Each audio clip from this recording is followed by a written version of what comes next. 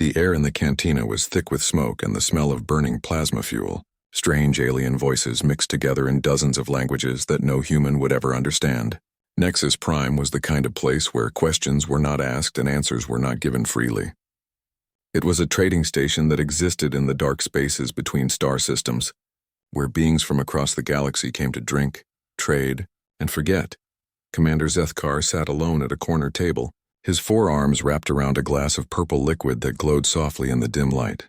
His thick, shell-like skin was covered in scars that told stories of battles fought and barely survived. Some were clean lines from energy weapons. Others were jagged tears from shrapnel and claws. Each mark was a memory he wished he could forget. The cantina was full tonight, but nobody sat near Zethkar. Other patrons kept their distance not because they feared him, but because they recognized the look in his compound eyes. It was the same look that many veterans carried after the war. The look of someone who had seen something that should never be seen again. A young hegemony soldier pushed through the crowd, his uniform still crisp and clean. Lieutenant Vexoth was fresh from the military academy, his scales bright green with youth and excitement. He had been looking for Zethkar for over an hour, asking questions until someone finally pointed him toward the dark corner table. Vexoth approached with the confident stride of someone who had never been in real battle. His chest was puffed out with pride, and his eyes sparkled with the kind of eagerness that only came from never having fired a weapon in anger. He carried a datapad in one hand and a drink in the other, planning to celebrate his good news with a war hero. "Commander Zethkar?" the young soldier said, stopping beside the table. "I am Lieutenant Vexoth of the 3rd Fleet. I have heard many stories about your service in the Outer Rim campaigns." Zethkar did not look up from his drink. His scarred hands trembled slightly as he lifted the glass to his mouth. "I do not talk about the campaigns anymore, Lieutenant. Find someone else to share your war stories with." But Vexoth was too excited to be discouraged. He pulled out his datapad and activated the holographic display. Orders scrolled across the blue light, official stamps and seals marking them as genuine. "Sir, I have just received the most amazing assignment. I am to join the 5th Expeditionary Force. We are being sent to finish what was started 15 cycles ago." The glass in Zethkar's hand stopped moving halfway to his mouth. His compound eyes, which had been staring down at the table, slowly lifted to focus on the young soldier. For a moment, the noise of the cantina seemed to fade away, as if the entire room was holding its breath. "What did you say?" Zethkar's voice was barely a whisper. Vexoth grinned, thinking he finally had the veteran's attention. "The 5th Expeditionary Force, sir. We are going to human space. Command has decided it is time to finish the job that Admiral Crexton started. They say the humans have grown too bold, making contact with other species, spreading their ideas. The High Council wants them dealt with once and for all." The glass slipped from Zethkar's hand and shattered on the floor. Purple liquid splashed across his boots, but he did not seem to notice. His forearms reached out and grabbed Vexoth by the shoulders, pulling the young soldier close with a grip that was both desperate and terrifying. "No," Zethkar said, his voice shaking. "You must refuse the assignment. Do you hear me? Refuse it. Desert if you have to. Fake an illness. Break your own leg. Anything, but do not go to human space." The cantina had gone quiet. Other patrons turned to stare at the 2 hegemony soldiers. Vexoth tried to pull away, but Zethkar's grip was like steel. The young soldier's confidence began to crack as he saw the fear in the veteran's eyes. "Sir, I do not understand. They are just humans. The reports say they barely have 200 ships. Our force will have over 500 vessels, including the new dreadnoughts. It should be a simple operation." Zethkar laughed, but there was no humor in the sound. It was the laugh of someone whose mind had been broken by things too terrible to forget. "Simple? You think fighting humans is simple?" He looked around the cantina and raised his voice. "Does anyone here think fighting humans is simple?" A low murmur went through the room. Veterans from a dozen different species shook their heads. A Korthak warrior with only 3 of his original 8 tentacles held up his scarred stumps. A Vex pilot touched the breathing apparatus that had replaced half her face. A Threx engineer showed the burn marks that covered his arms. "We have all been there, young one," called out the Korthak warrior. "We have all faced the humans in battle. Look around this room. Every veteran here, every soldier who survived the human war, carries the same scars, not just on our bodies, but in our minds." Vexoth looked around the cantina with growing confusion and fear.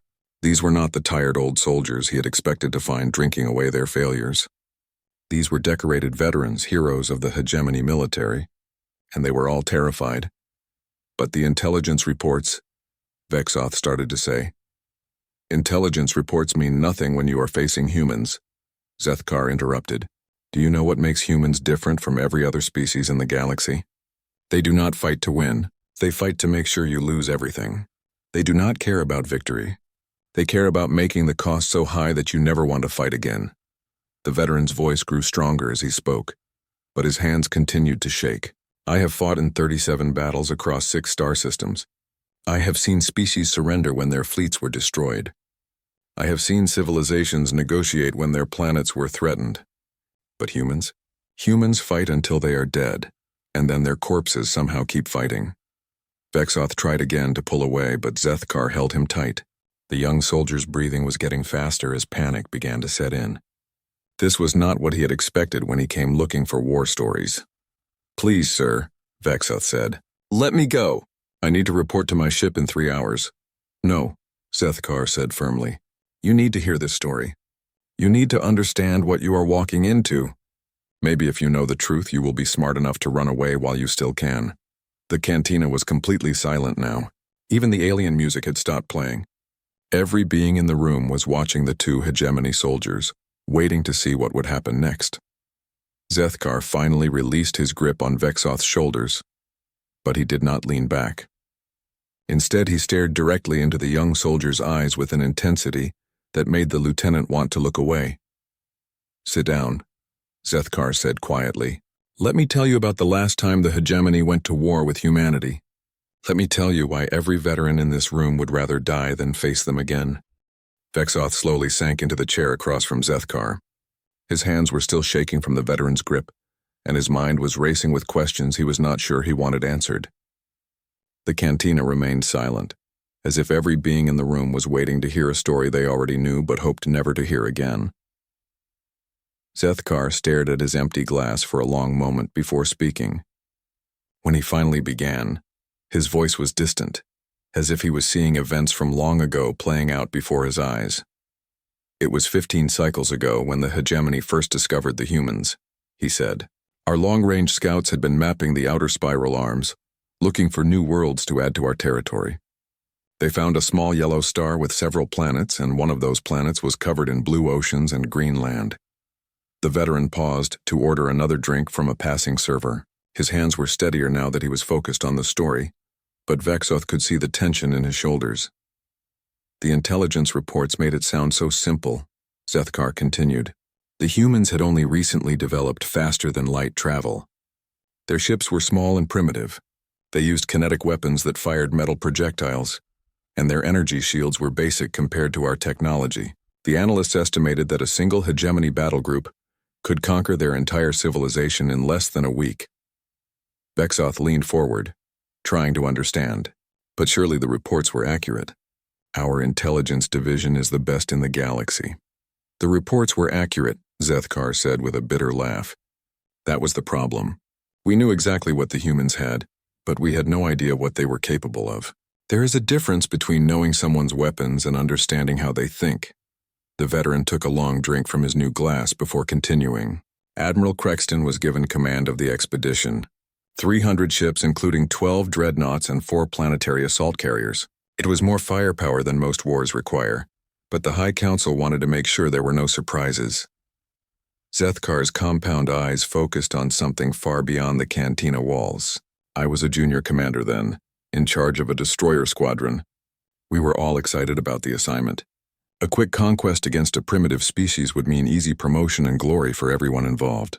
Some of the younger officers were already planning how to spend their victory bonuses. The cantina's atmosphere grew heavier, as other veterans nodded grimly.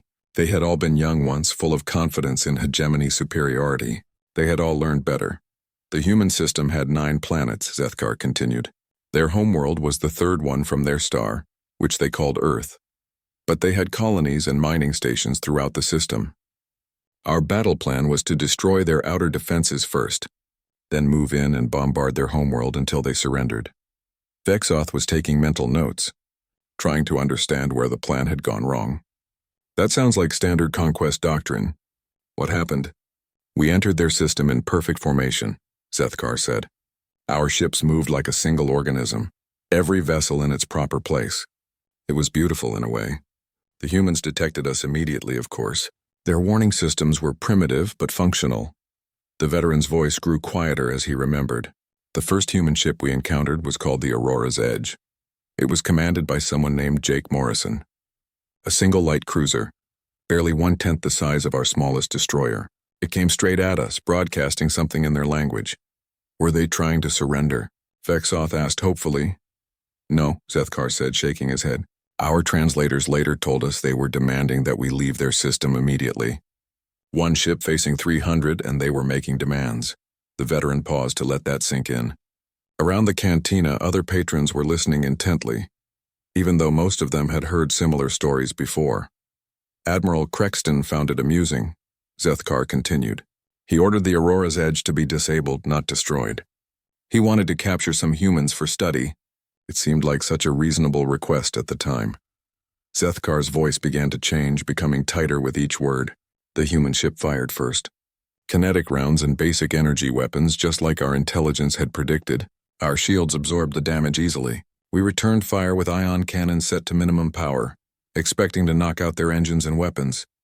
And, Vexoth prompted when the veteran fell silent. And Jake Morrison rammed his ship into our lead destroyer, Zethkar said flatly. No warning, no attempt to escape. He just turned his damaged vessel around and flew straight into us at maximum speed. The collision destroyed both ships instantly. Vexoth blinked in confusion. But that makes no sense.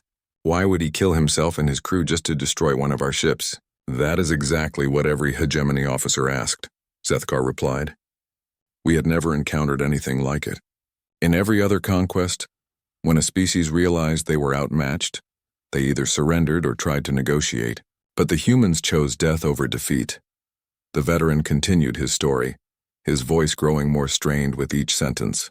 Admiral Crexton decided that Jake Morrison was probably insane, or maybe their ship had malfunctioned. He ordered the fleet to continue toward the inner system. We encountered more human ships along the way, small groups of fighters and destroyers that attacked us and then withdrew when they took heavy damage. That sounds more normal, Vexoth said, relieved. It was normal until we reached their fourth planet, Zethkar said. That was where we met Captain Lisa Park and her ship, the Liberty's Call. She commanded a heavy cruiser that was protecting a civilian evacuation convoy. 50 merchant ships full of human families trying to escape to the outer planets. The veteran's hand started shaking again as he remembered. We destroyed most of the convoy easily. The civilian ships had no weapons and minimal shields, but Lisa Park kept her cruiser between us and the survivors, fighting a running battle against impossible odds. Zethkar drained his glass before continuing. Her ship was torn apart by our weapons. Hull breaches on every deck. Most of her crew dead or dying. Her engines were failing and she had no chance of escape. Any sane commander would have surrendered to save the lives of her remaining crew. But she did not surrender, Vexoth said quietly, beginning to understand. No, Zethkar confirmed. Instead, Lisa Park used her ship's remaining power to accelerate directly toward our flagship. She broadcasted a message on all frequencies as she came at us. Our translators picked it up in real time. The veteran looked directly into Vexoth's eyes. She said, "If you want to kill human children, you will have to go through me first." Then she rammed her dying ship into Admiral Crexton's dreadnought. The explosion that followed had lit up space like a second sun. The flagship survived, but barely. 3 escort vessels were destroyed by debris, and the Admiral himself was injured when his bridge collapsed. That was when we began to realize, Zethkar said softly, that we were not fighting a normal war. The cantina remained silent as Zethkar ordered his third drink of the night. His forearms moved slowly, as if each motion required great effort. Vexoth noticed that other veterans in the room had moved closer, drawn by the familiar horror of memories they all shared. Admiral Crexton was furious after the ramming attacks, Zethkar continued. He had lost 4 ships to what he called primitive suicide tactics. The medical staff had to sedate him for 2 days while they repaired his damaged spine. When he recovered, he issued new orders to the fleet. The veteran paused to steady his voice. No more attempts to disable human ships. No more efforts to capture prisoners. From that point forward, We were to destroy every human vessel we encountered with maximum firepower. The Admiral believed that overwhelming force would break their spirit and end their resistance quickly. Vexoth shifted uncomfortably in his chair. That seems like a reasonable response to their irrational behavior. That is what we all thought, Zethkar said with a hollow laugh. We were so wrong. The humans were not being irrational. They were being strategic in a way we could not understand at the time. The veteran took a long drink before continuing. The human leadership was commanded by Admiral Ben Carter. He had gathered his best officers around him, including General Amy Rodriguez and Colonel Steve Walsh. We learned their names later from captured communications. They were planning something that no civilized species had ever attempted before. Zethkar stared at his glass as he spoke. What should have been a 3-day conquest turned into weeks, then months. Every time we thought we had broken their resistance, the humans would do something new, something unexpected. They began using their civilian ships as weapons. Civilian ships? Vexoth asked, confused. Cargo freighters, passenger liners, mining vessels, Zethkar explained. Ships that had no weapons and no military value. The humans would pack them full of explosives and ram them into our formations. Sometimes they would evacuate the crews first and use remote control. Other times the crews would volunteer to pilot the ships themselves. The veteran's voice grew quieter. We tried to screen out the civilian ships, but there were too many of them. The humans had turned their entire merchant fleet into a weapon. Every cargo container could be a bomb. Every passenger liner could be a missile. Vexoth was beginning to understand why the veterans looked so haunted. How many ships did you lose to these attacks? Dozens, Zethkar replied. But that was not the worst part. The worst part was watching our own crews become afraid. Hegemony soldiers are trained to face enemy warships and military installations. We are not prepared to fight against school buses and hospital ships that explode when they get close to us. The veteran continued his story, his voice becoming more strained with each sentence. The humans also began using asteroids as weapons. They would attach engines to large rocks and send them flying toward our ships at high speed. Some asteroids had crews who would guide them manually until the last moment. Others were automated and would adjust their course to follow our movements. Surely our point defense systems could handle asteroids, Vexoth said hopefully. Some of them, yes, Zethkar agreed. But the humans were learning. They started coating their asteroid weapons with stealth materials. They began sending them in swarms of dozens at a time, and they filled them with more than just explosives. The veteran paused to collect his thoughts. Some asteroids would break apart just before impact, releasing clouds of metal fragments that would tear through our hull plating. Others contained biological weapons that would spread through our life support systems. The humans seemed to have an unlimited imagination for new ways to kill us. Zethkar looked around the cantina at the other veterans, but the truly terrifying thing was how quickly they learned to use our own technology against us. Every ship they captured, every piece of equipment they recovered from battle sites they would study and improve upon. That is impossible, Vexoth protested. Hegemony technology is centuries ahead of human science. It would take them decades to understand even basic systems. That is what our technical officers said, Zethkar replied. Then we started encountering human ships with modified hegemony shields, human fighters with our energy weapons mounted on them, human missiles that used our own guidance systems but flew faster and hit harder than the originals. The veteran's compound eyes focused on Vexoth with frightening intensity. Do you know how long it took the humans to reverse engineer our plasma cannons? 3 weeks.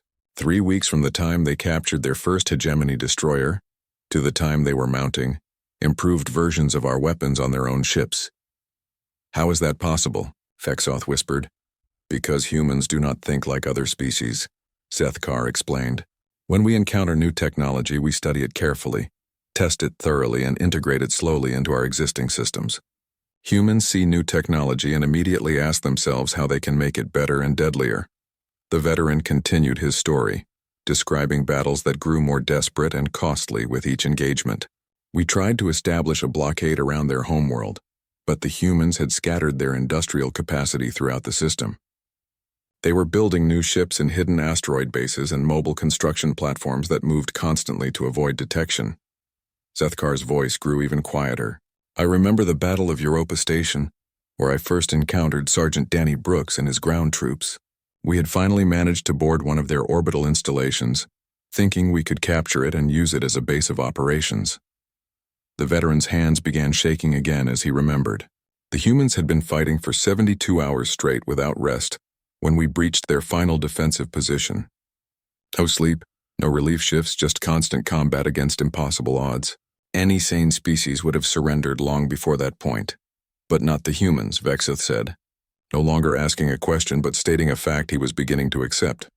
No, not the humans, Sethkar confirmed. When we finally broke through their barricades, we found Danny Brooks still at his gun position. His left arm was shattered, hanging useless at his side. His face was covered in blood from shrapnel wounds. But he was still firing his weapon, using his own blood to lubricate the firing mechanism when it jammed from overheating. The veteran drained his glass completely before continuing. Brooks looked up at us when we surrounded him. He was barely conscious from blood loss and exhaustion. But instead of surrendering, he smiled and said something in their language. Our translator told us later what it meant. Sethkar looked directly into Vexoth's eyes. He said, "I hope you remember this moment for the rest of your lives." Then he triggered a grenade that killed himself and 3 of my soldiers. "That is insane," Vexoth breathed. "No," Sethkar said firmly. "That is humanity. They do not fight to win battles. They fight to make sure that every victory costs us more than we can afford to lose." Vexoth had stopped trying to interrupt Sethkar's story. The young soldier sat frozen in his chair, his drink untouched and growing warm. Around the cantina, other veterans had gathered closer, their own memories stirred by the familiar tale of horror that had shaped them all. Sethkar ordered another drink, his 4th of the night, but his voice was becoming clearer rather than slurred. Speaking about the war seemed to focus his mind in ways that alcohol could not blur. The moment we realized we were not fighting a normal war came during the assault on Mars Colony, he said. The veteran's compound eyes stared past Vexoth, seeing events that had happened 15 cycles ago but felt like yesterday. We had been fighting for 6 months by then. What should have been a quick conquest had turned into a grinding campaign that was bleeding our fleet dry. Admiral Crexton was under pressure from the High Council to show results. Sethkar paused as the server brought his new drink. His scarred hands wrapped around the glass like it was a lifeline. The humans had fortified Mars with everything they had. Orbital defense platforms, underground bunkers, surface-to-space missile batteries. It looked like a normal military installation, the kind we had conquered 100 times before on other worlds. But it was not normal, Vexoth said quietly, no longer hoping for a different ending to the story. No, it was not, Sethkar confirmed. We captured Dr. Helen Martinez during the first wave of the assault. She was a human scientist, one of their weapons researchers. Under interrogation, she revealed something that changed everything we thought we knew about the war. The veteran took a long drink before continuing. Dr. Martinez told us about something the humans called the Scorched Galaxy Protocol. If Earth fell, if their government was destroyed, if their military was defeated, pre-positioned human agents throughout known space would begin what they called asymmetric warfare campaigns. Asymmetric warfare? Vexoth asked, unfamiliar with the term. Terrorism, explained a Korthak veteran from a nearby table. Bombings, assassinations, sabotage.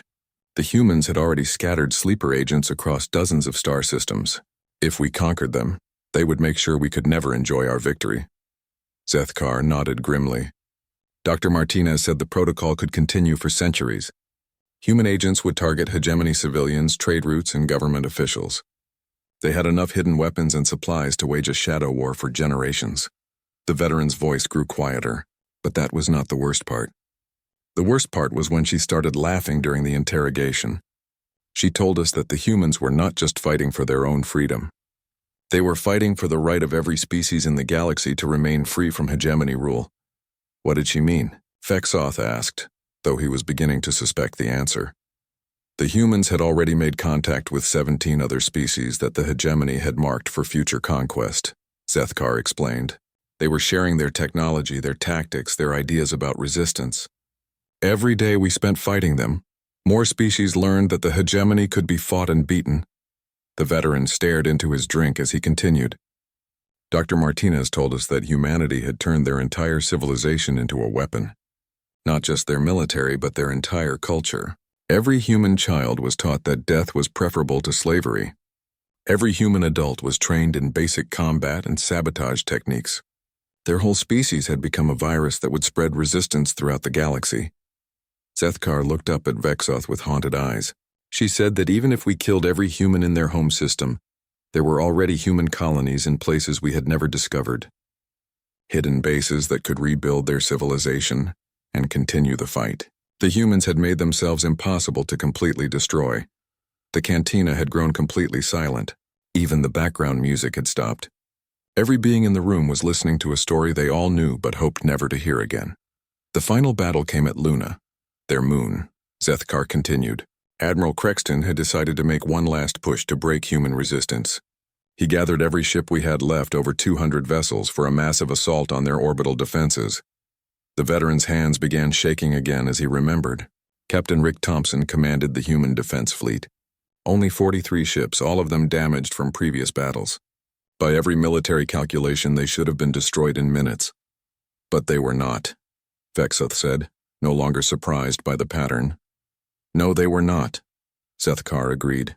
Thompson led a desperate assault that somehow broke through our formation and destroyed our main supply depot. Without supplies, our fleet would be stranded in the human system, but it was pilot Nicole Davis who truly broke our spirit. The veteran drained his glass before continuing. Davis was flying a damaged fighter with failing life support. Her ship had been hit by plasma fire, and her cockpit was losing atmosphere. She should have retreated to save her own life. Zethkar's voice became barely audible. Instead, she transmitted a message on all frequencies in perfect hegemony standard language. She had learned our language just to make sure we understood her final words. What did she say? Vexoth whispered. She said, "Tell your children about us. Tell them that when the hegemony came for Earth, humans made you pay for every meter. Tell them that some things are worth dying for, and freedom is one of them." The veteran's voice broke as he continued. Then Nicole Davis aimed her dying fighter at Admiral Crexton's command ship and flew straight into the bridge at maximum speed. The explosion killed the Admiral and destroyed the primary command vessel. Zethkar looked around the cantina at the other veterans. That was when our fleet finally broke.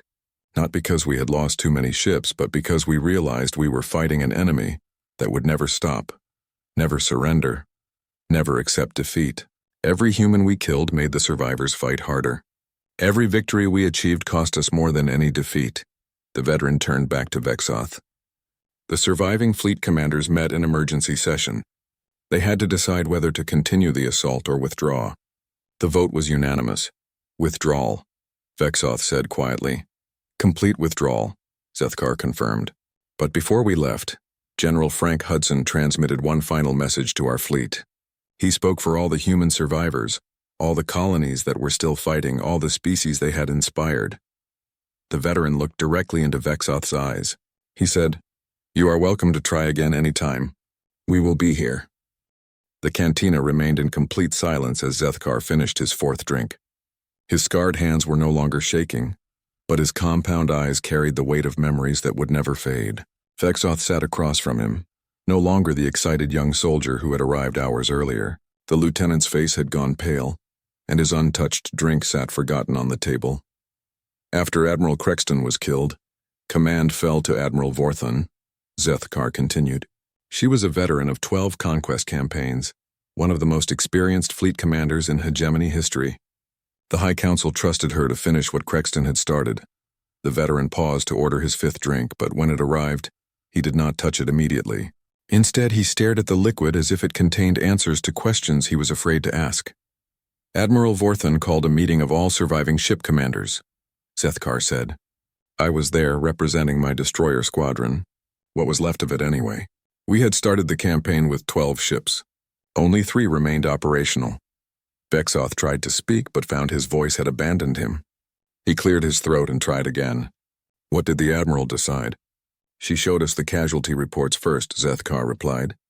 In 8 months of fighting, we had lost 147 ships.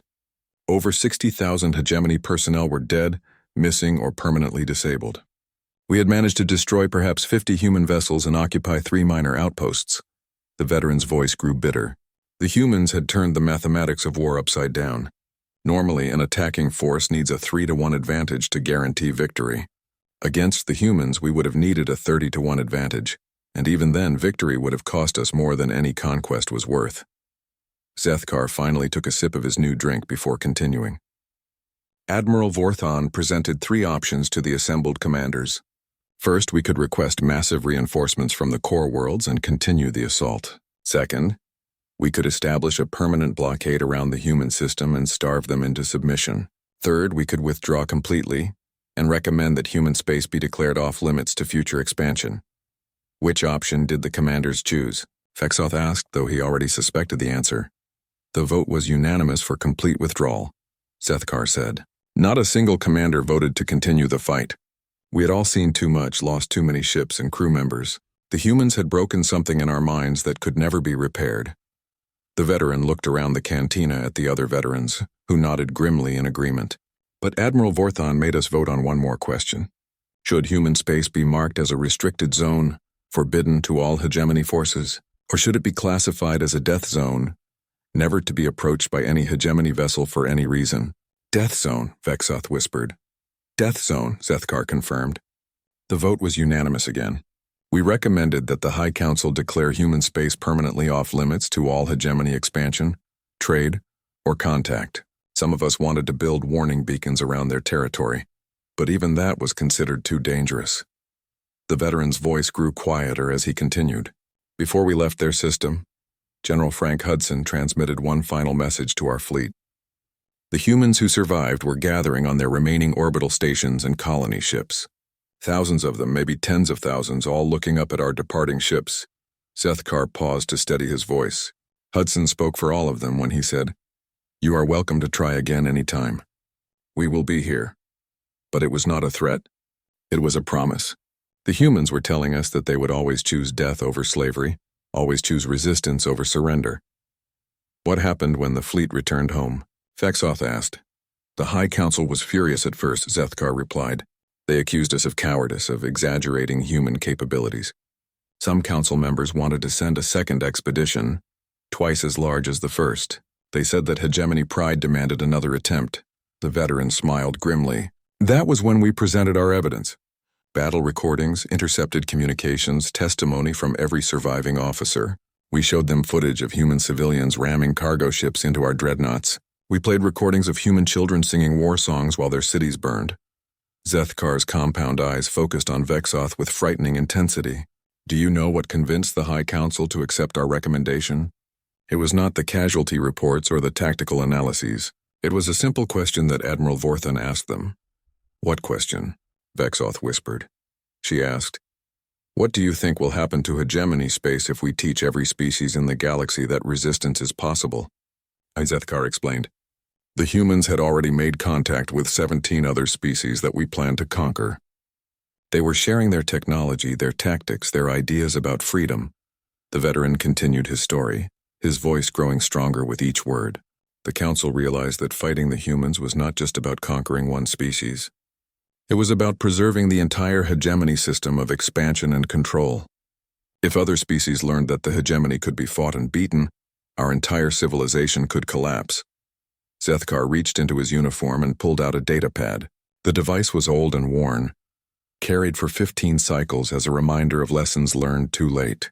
This contains the final intelligence report on human activities since the war ended. The High Council classified it as restricted information, but every veteran has seen copies. The veteran activated the device and showed the holographic display to Vexoth. Star charts appeared in the blue light, showing human territory and the surrounding systems. The humans have not been idle since we withdrew. They have established colonies in 23 new systems. They have built ships that combine human innovation with captured hegemony technology. But that violates the peace agreement. Vexoth protested weakly. There was no peace agreement, Zethkar said flatly. We simply ran away and hoped they would leave us alone. The humans never agreed to limit their expansion or restrict their activities. They do whatever they want and we pretend not to notice. The veteran scrolled through more data on his pad. But the truly terrifying thing is what they have been teaching other species. Look at these reports. The Zentari Republic has developed new weapons based on human designs. The Mektar Federation has reorganized their military using human tactical doctrines. The Yith Collective has started training their children in resistance techniques. Zethkar looked directly into Vexoth's eyes. The humans are spreading their ideas like a virus throughout the galaxy.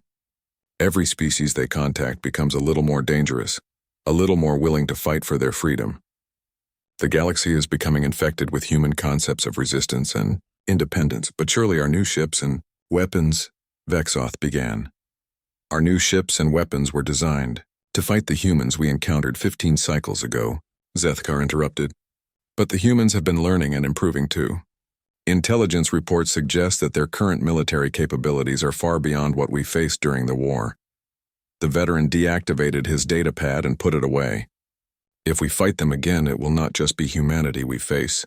It will be everyone they have inspired, everyone they have taught, everyone who has learned that the hegemony can be beaten. Zethkar stood up slowly, his forearms supporting his weight against the table. This is why I am telling you to refuse your assignment, Lieutenant Vexoth. This is why every veteran in this cantina would rather die than face the humans again. Some victories cost more than any defeat.